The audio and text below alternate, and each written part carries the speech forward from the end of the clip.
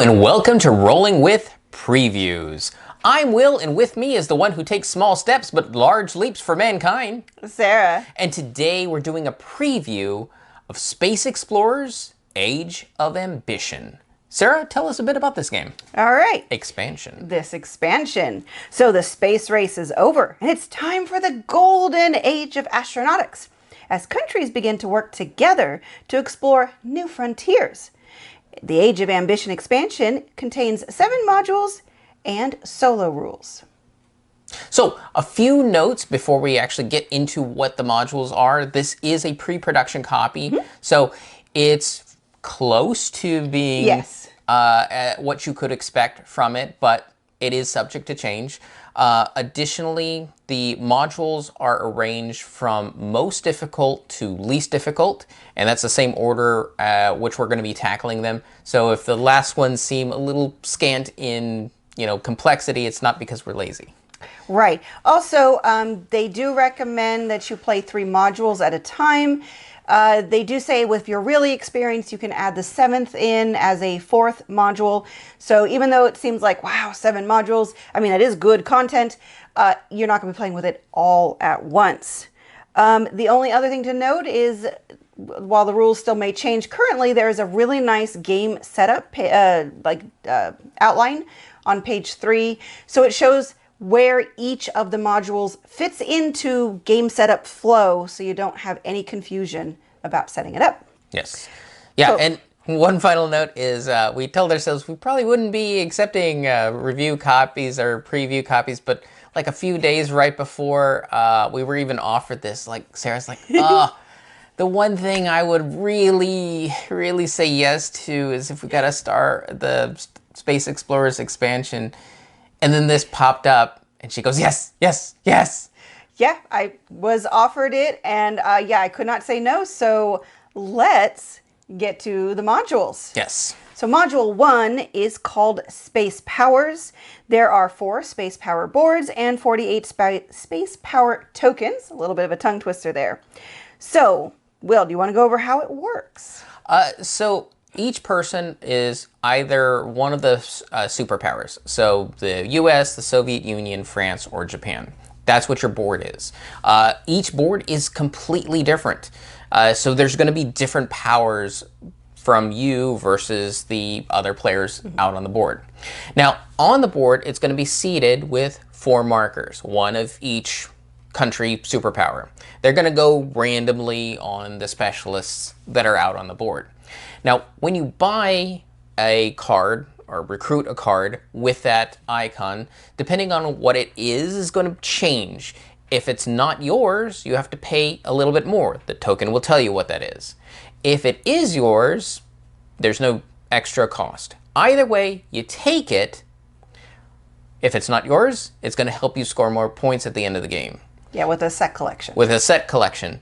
If it is yours, it's going to feed into what's called the development, which gives you new abilities, and if you collect enough, it'll also help you with points. Right. And the really neat thing is each of those different abilities, well, they're all different. So you can only use them once, but they will refresh at a particular time.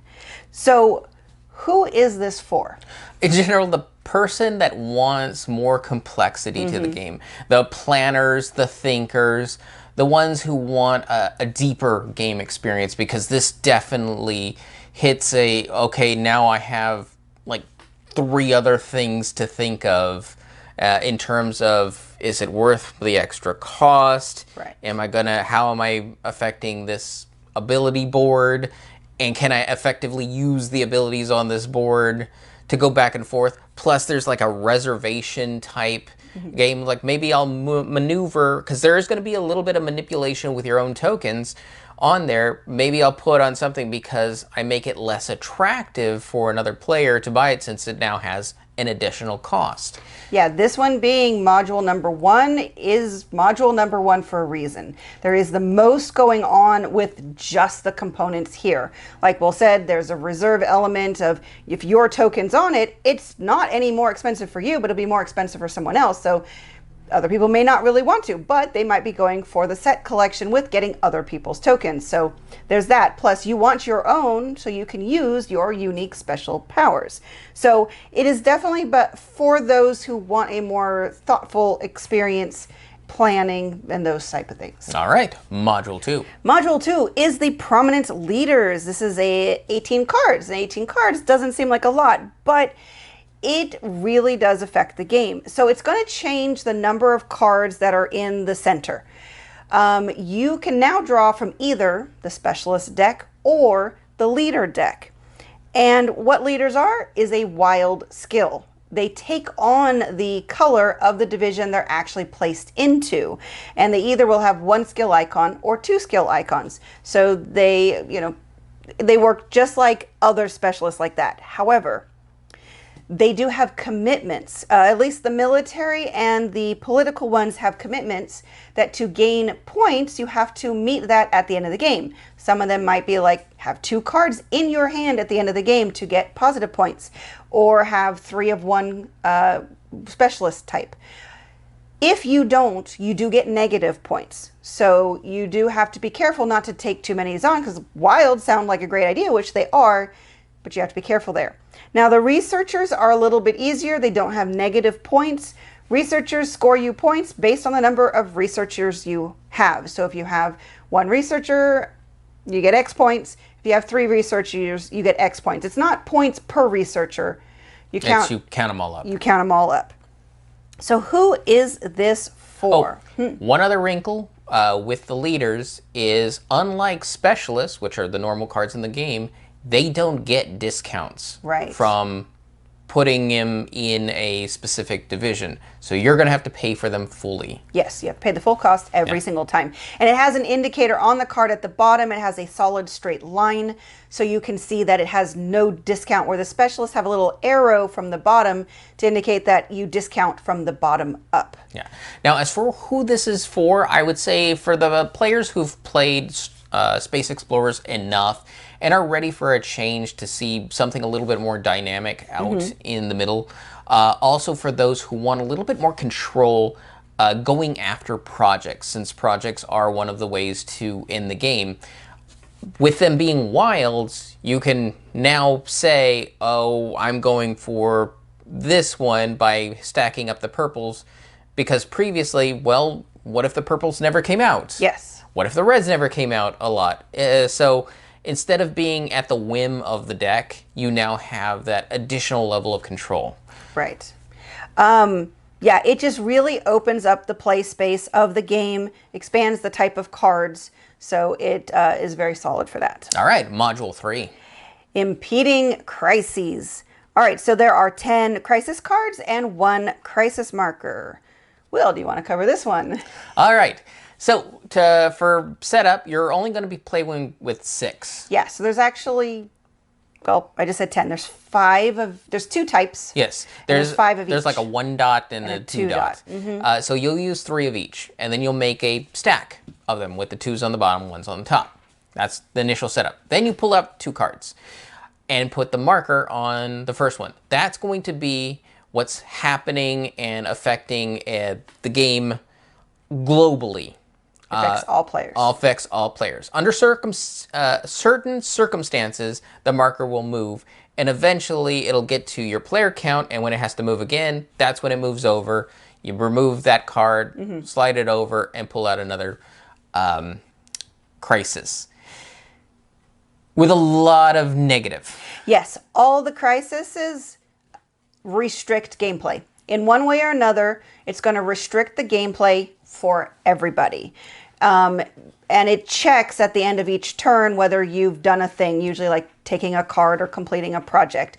Those are the actions you take that move the crises along. It also introduces a new end of game trigger. If you run through all the crisis cards and you run through all the track on the very last crisis card, that also will end the game. So it introduces a new third end game. Yeah, which is not bad because you're tired of that game. Let's just say that's going to be not the one we'll play with from here on out. But let's talk about who It is 4. Yes. So this is for those people that actually like a tighter restriction on things. They want the challenge to overcome the obstacles that are there because they find it much more rewarding to overcome. Well, everything was against me and now I have triumphed and therefore I win even more extra plus plus. Yes. I will have to give them credit. This simulates real world. I mean, there were a lot of trials and tribulations and explosions and things did not go according to plan. And this module simulates that. It puts these challenges of, well, I thought I could do this. Well, not while this crisis is going on.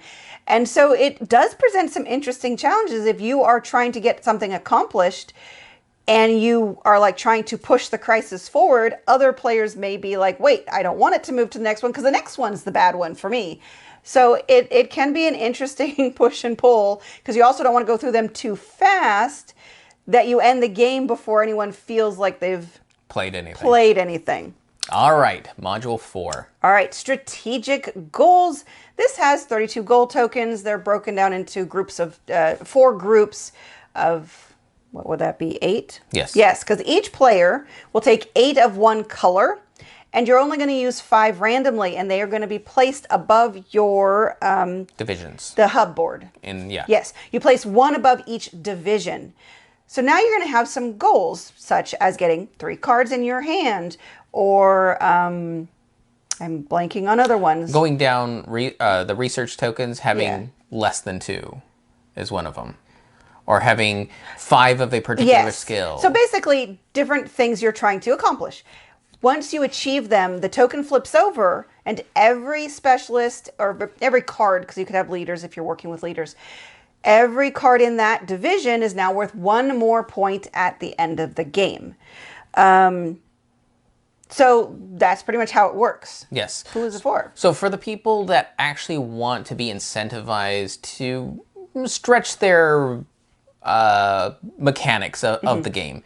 They want to explore of, well, what does it feel like? What does this do for me if I hoard a few more cards than normal or really throw a lot of people at this one division?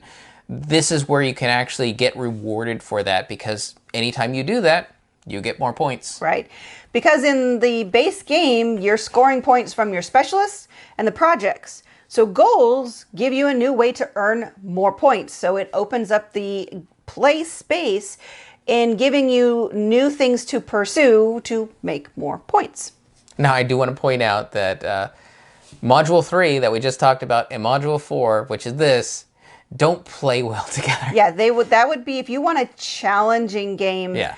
I would say 1, 3, and 4 would probably be the most challenging game. Yes.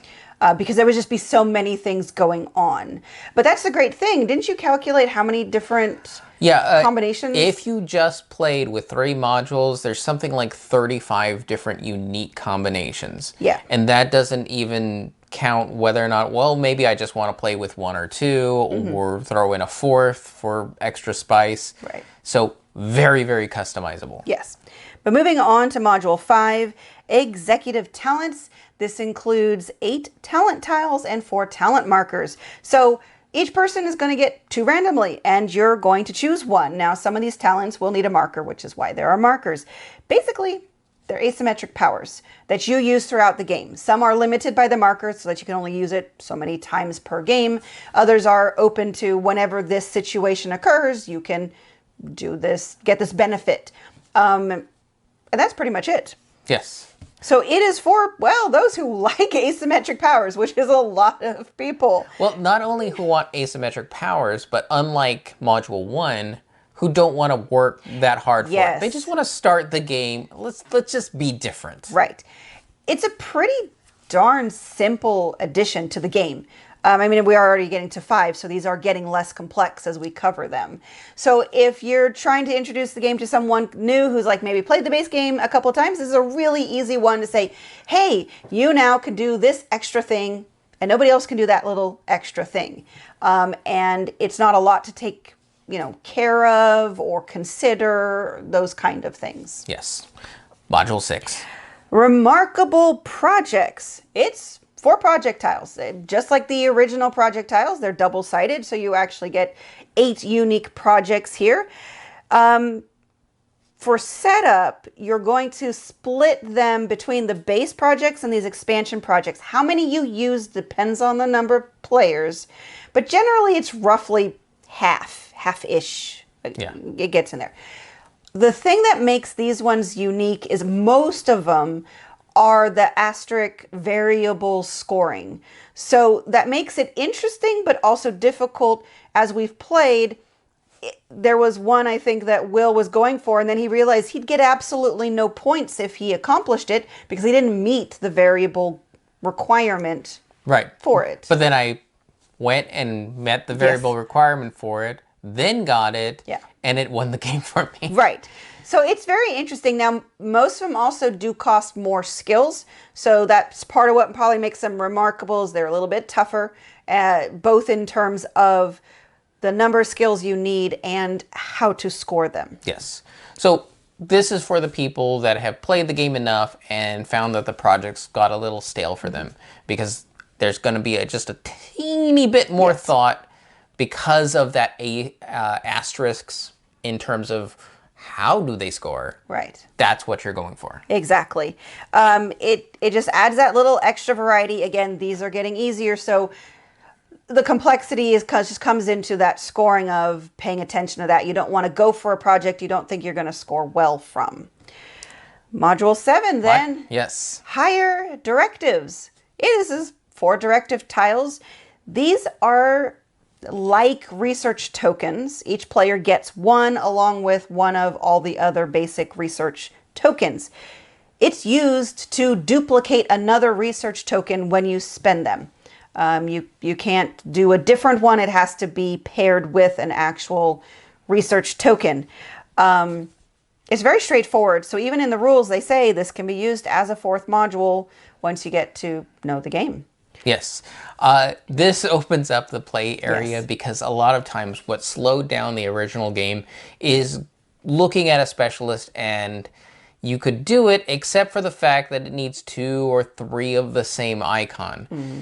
That really threw a monkey wrench into the whole works. This opens that up, and you have the choice now to go after those ones that used to be just a little bit of a headache to go after. Right. So this module is definitely for those who want the game to go a little bit faster. You are going to be there's going to be less reliance on drawing cards to use those cards to pay for specialists. I mean, we found that when the couple of games we played with this module, we were actually completing specialists from the very first turn. Yes. And continuing and only really getting to sort of 3rd or 4th turn where it's like he'd have a weird set of research tokens and I'd have a weird set, and just in the middle we each had only partial amounts of what we really needed. So then we started to turn to drawing cards, but I still felt overall it cut drawing specialists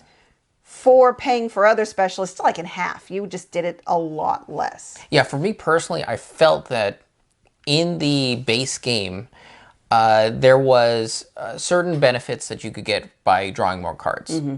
And in those circumstances, that felt like an overpowered ability. Yes. These tokens help level that out, so I no longer have to view that or lean towards that as being the go-to ability in order to get anything done. Right. It has definitely leveled out the advantage. Any specialist ability of giving you card draws, it is definitely a lot less important with this module. Yes. So this also should point out that this brings then the difficulty of the game down. So again, if you want a more challenging game, this is not the module to play with, but if you are trying to make it easier, this will do that. Right. All right, let's move on to solo mode. Solo mode. I know, normally we would not talk about solo. I mean, we're rolling with two people. But one thing that some people may not know about us is we have, for a long part of our relationship together, played solo video games together. It's just something we've done. So we took a crack at this so we could talk about how solo plays. So how it works is The interesting thing is in the original Kickstarter for Space Explorers, which we missed, they did do solo rules, but apparently it was separate, kind of like a promo. So they only had so much like for the Kickstarter backers and a few left over afterwards. So it quickly sold out so that the solo rules were no longer available. Now they're in this, so you get revised base solo rules, and it includes a new board and like a new easy mode, I think. Yeah, an easy mode. Easy mode. Now, when you move to adding in the expansion modules, it's still 3 at a time, just like it is in multiplayer. Each module works slightly different than it does in multiplayer, and each module then has a additional variant to play. So there is a ton of variety in how you can use the expansion in solo play. I will say, again, we're not main solo players, but this really does a good job of simulating a multiplayer game played solo. There's not a lot that you have to take care of for the AI. It's a couple of things and then it's back to your turn. It is challenging. Yes. We'll get to that. Let's just say Nanoman is expert at playing Space Explorers. Right. The game continually moves forward, so you don't have a lot of time to dither around. I mean, you have time to take your turn, but you don't have a lot of time to dither around on, you don't have many rounds to play. So let's move on to who this is for. It's for the advanced, experienced solo player who wants that adjustable experience. And who wants to be beaten by Nanoman. Well, Will, you can go ahead and tell them about our play. Yes, our play, we decided that we were going to make it easy for ourselves, threw in the modules we absolutely loved, and lost 63 to R36. Yeah, we just could not keep up. It just kept going. Yes. So we are not the experienced solo players that this is for, but if you are and you like the base game, or this is all new to you and you are looking for a challenge, Space Explorers with the Age of Ambition expansion is a fantastic, challenging solo experience that simulates multiplayer gameplay. Yeah, I like it in the fact that I'm playing a solo game, but all the skills that I learn from the solo game, I can then transfer over to a multiplayer game. So I'm not becoming a novice in one. I'm actually becoming an expert in both. Right, exactly. So, but just be aware. Yeah. Nanoman knows this game. He knows this game well. Agreed. So let's move on to how this changes the two-player experience. Since we did videos of the base game, we always like to cover when an expansion, how an expansion changes things. So most modules just improve the two-player experience greatly. But they improve it for all players. Right. So what are the two then that really improved it? The ones that really improve it are Module 2, which are the leaders that come out, as well as Module 7 with the token. Both of them open up the play area, giving you more control over what's there, which actually balances out what I was talking about with the card advantage. That became a very big problem in a two-player game. One person had the card advantage, the other person didn't. Why even bother playing the rest of the game? At that point, now you can play completely different styles of game, still have the control of what you're going for. I mean, one time we had completely different setups where I had only 7 specialists and leaders in front of me. Sarah had like 10, and I still won the game. Yeah, it just goes to show the card advantage. It just shifts everything. Yes. Because there's different ways to score, especially if you're using the goals. It just really makes it more variable, so the two players can really play different games. Yes. And that's what's important. All right, let's move on to accessibility. So there is going to be a little bit more cognitive overload just because there's so much new content to learn, new iconography. You now also have New booklets. You A have, lot of them. well, you have the solo rules. So if you're not playing with the solo rules, you can set that aside. But you've got the main expansion rules. You've got a reference rule book, which is really great because it goes into a lot of detail. You've got the new reference sheet. So there's just a lot of places to look, which is fantastic. And you're still going to look at the base rules. And you're still gonna look at the base rules. So it can seem a bit overwhelming when you're learning the game and you're learning these new expansion aspects. Yeah, and that's going to actually stick around for a while because since you're always, well, you may not always, but if you're going with the suggested, let's randomize and play 3 every time, you're not necessarily going to be getting one of those modulars down pat. Right. You're always going to be, oh, okay, well, what am I doing with this one? Relearn that. And then the next game, you don't even see it anymore, so it's kind of out of sight, out of mind. And Right. goes back and forth. So it'll take a while before you get to the point where I don't need to be consulting all the books. Right. The good news is almost all the new content is open information. So again, if you're having any issues, the only thing is the leader cards, if you draw one face down, that would be, kept secret. Also, if you had to say, it has the same faded color theme aesthetics. So if you had that issue with the lighter colors on white that is in the base game, you're probably still going to have those challenges. It's just still the good thing is it is open information for the most thing. Yeah. Even the hidden cards, though, I still ask Sarah, it's like, Yeah, what is this? Because she can't affect what I have in my hand. He plays open-handed, so I read his cards to him. So, and it does not affect gameplay because... Let's just say we played this expansion 3 times. I won all 3 times. So, yeah, open-handed play does not matter at all.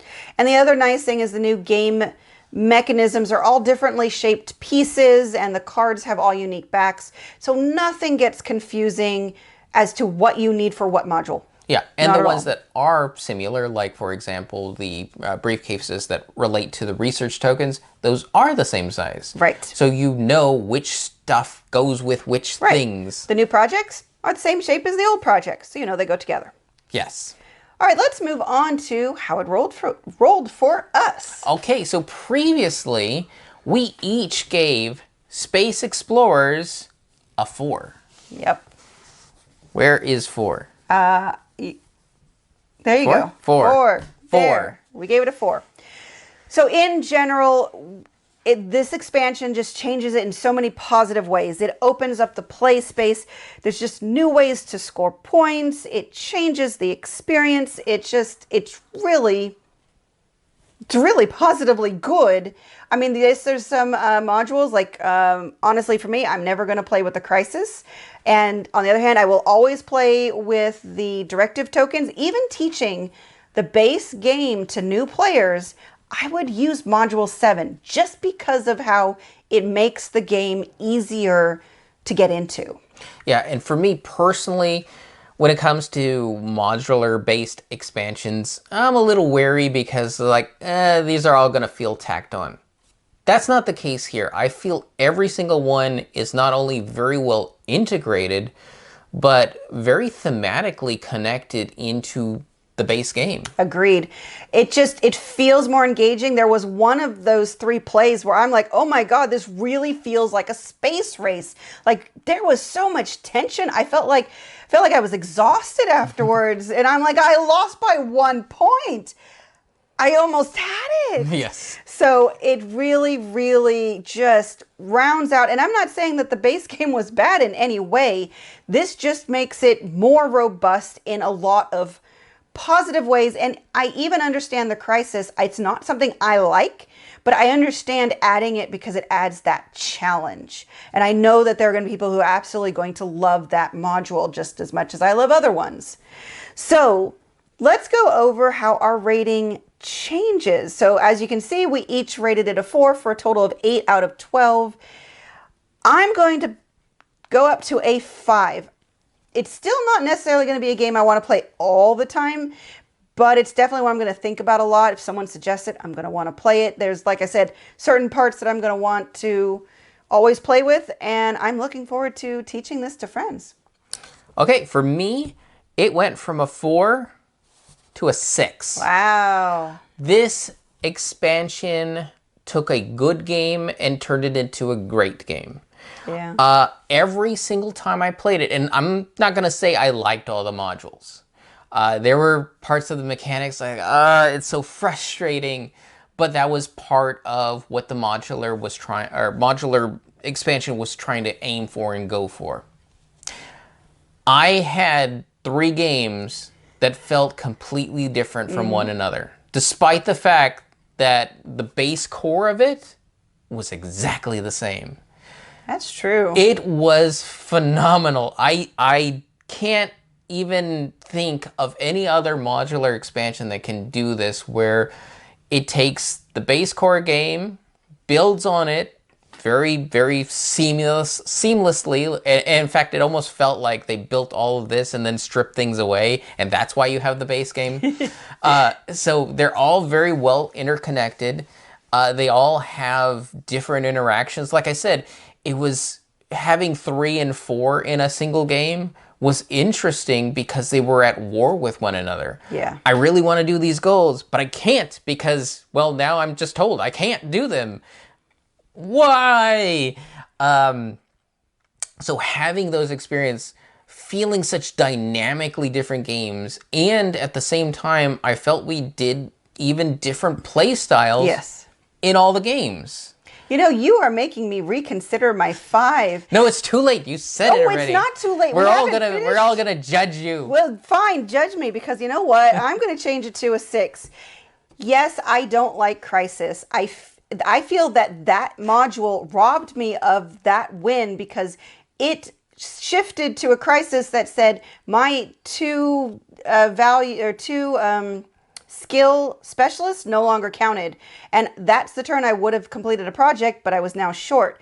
That's really what I was thinking of, is I really just don't like... I figured that was the one thing that was dropping you to a 5 because the game said you didn't win. Yes, and he won 3 times, but like really close games, and that's the one I still would have beat him then by 1 point, and I didn't get it. And you know what? We're just never going to play with that module again. But we're going to have a heck of a good time playing the game with everything else for all the other combinations possible. Right. So you know what? It's a 6. It's a 6 because I am really excited to teach this to people, and I am really excited to continue playing this. I'm like, we only need a few more plays, and it's on my 10 by 10 list for the year. So, yeah. Success? Success. It is a 12 out of 12 for us. All right. Let's recap now. Okay, so for 2 players, do we recommend this? Absolutely. In fact, I say the game is a little broken base-wise for a 2-player. This completely fixes yes, it. I say this is essential for a 2-player experience to be really good. Yes. So for accessibility? Yes. Everything that was good in the base game is still good here. There were a few things in the rules that we pointed out to 25th Century Game, and they said, well, we're actually going to fix that, and those are a few things we're going to add in. Because these are just the test rules. I mean, Yeah, these are not the final rules. Yeah, this is a pre-production from, I think, another company. Yeah, it's partnership. Yeah, partnership.